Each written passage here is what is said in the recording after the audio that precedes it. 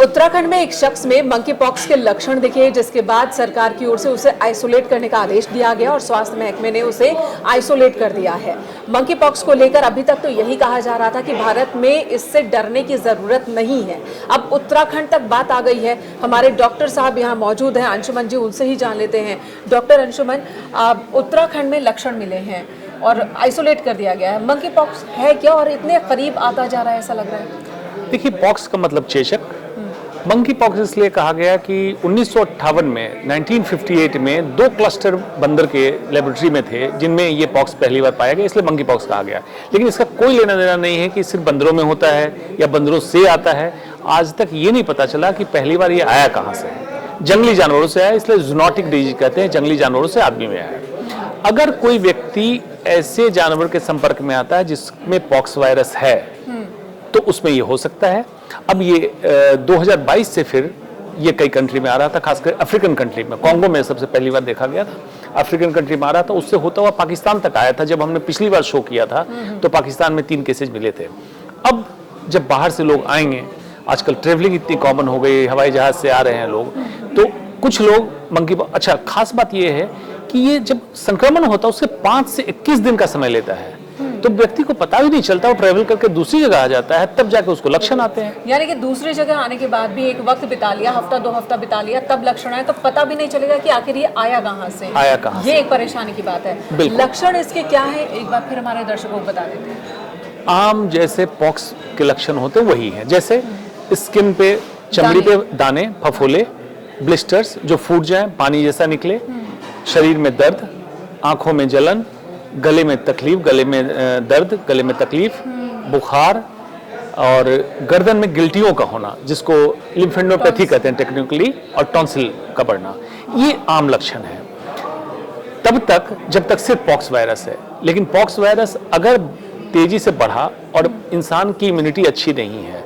तो secondary infection हो तो फिर निमोनिया या अंग का फेल होना, जिसमें किडनी और फेफड़े का फेल होना कॉमन है, ये हो सकता है। लेकिन ये पॉक्स वायरस से डायरेक्टली संबंधित नहीं है। सेकेंडरी इन्फेक्शन मतलब बैक्टीरिया के इन्फेक्शन से ये होता है। एक से दूसरे में संक्रमण का क्या है और कितनी तेजी से, जैसे कोरोना से के वक्त से लोग डरे हुए हैं, उसमें संक्रमण बहुत तेजी से होता था, इसमें क्या है?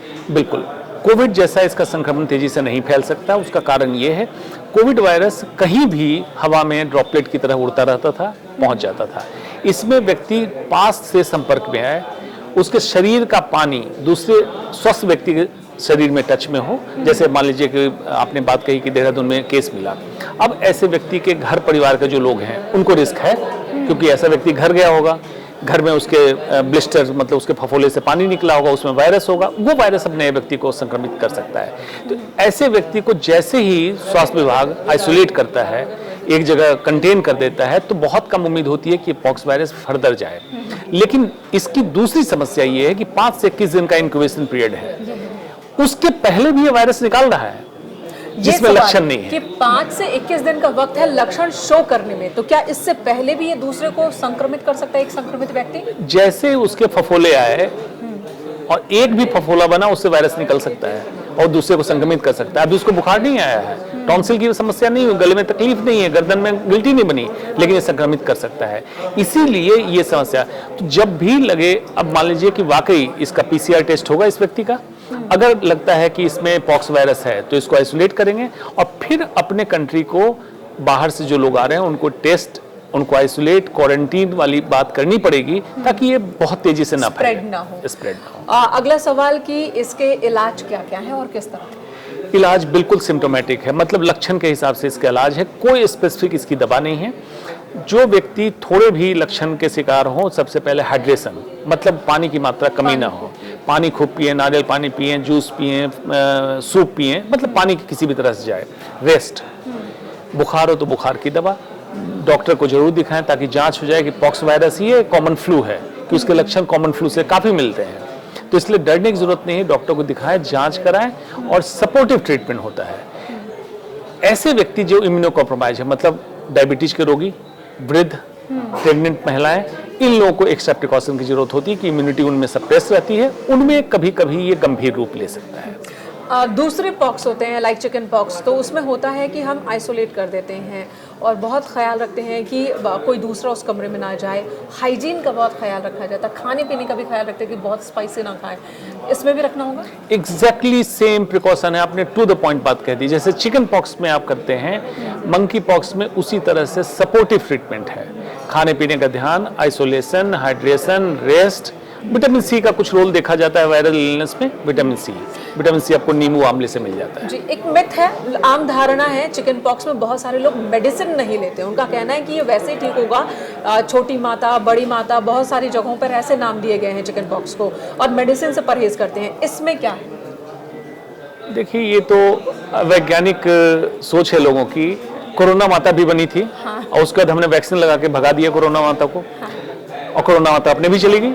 अभी कोविड केसेस आ रहे हैं, कोई चिंता नहीं कर रहा है। Similarly chicken pox, small pox, ये सारे पॉक्स हैं, कोई माता नहीं है। तो मेडिसिन नहीं लेना, ये बिल्कुल सही बात है कि मेडिसिन की एक्चुअली आवश्यकता नहीं है किसी भी पॉक्स के इलाज के लिए। सपोर्टिव मेडिसिन, मतलब बुखार 101 से ऊपर जाए तो पैरासिटामोल जैसी बुखार की दवा लेनी होती है, बाकी किसी मेडिसिन की जरूरत नहीं है, सेल्फ रिकवरी है। हाँ, डॉक्टर के संपर्क में क्यों रहना है? आपकी कंडीशन डिटेरिएट ना हो, अगर हो तो डॉक्टर तुरंत कैप्चर करे और अकॉर्डिंगली दवा दे। आखिरी सवाल, वैक्सीन को लेकर चर्चा हो रही है कि अगले 1 साल में भारत भी वैक्सीन बना लेगा, इसको लेकर क्या है? अभी थोड़ा दूर हैं हम मंकी पॉक्स से। कारण 2 है। एक, वैक्सीन तब उसकी ढूंढी जाती है जो समस्या बहुत बड़ी हो जाए, बीमारी आए तो प्रॉपर। बिल्कुल। अब ये पॉक्स वायरस, अभी तक मंकी पॉक्स वायरस ज़्यादा अफ्रीकन कंट्री में है। अफ्रीकन कंट्री के पास इतनी रिसर्च की सुविधा उपलब्ध नहीं है कि वो बनाए। भारत बिजनेस पॉइंट से भारत की कंपनी बना के अफ्रीका में भेज सकती है, लेकिन उसको बिजनेस का मार्केट अफ्रीका बहुत अच्छा दिखता नहीं है पॉक्स वायरस के हिसाब से, मंकी पॉक्स वायरस के हिसाब से। भारत में इतने केसेस नहीं हैं, और आने वाले समय में गुंजाइश भी नहीं कि इतने केसेस होंगे, जो एक पब्लिक कंसर्न होने वाला है। इसलिए वैक्सीन बन सकती, बिल्कुल संभव है कि ये भी एक वायरस है, लेकिन क्या इतनी जरूरत है? इसलिए कंपनी तभी आती है मार्केट में वैक्सीन लेके जब उसको मुनाफा दिखता है, प्रॉफिट। बहुत बहुत धन्यवाद, बहुत ही शॉर्ट में मंकी पॉक्स को लेकर पूरी जानकारी देने के लिए। देखिए, मंकी पॉक्स का डर बहुत ज़्यादा भारत में है नहीं, बावजूद इसके सचेत रहने की ज़रूरत है। कभी इस तरह के लक्षण दिखे तो तुरंत डॉक्टर को दिखाएं, और आइसोलेट करना, जैसे कि हमने कोविड के दौरान भी देखा था, चिकन पॉक्स के दौरान भी आइसोलेट कर दिया जाता है उस शख्स को सबसे पहले, तो वो बहुत ज़रूरी है। और जो मेडिसिन डॉक्टर बोले वो मेडिसिन भी खिलाने की ज़रूरत है।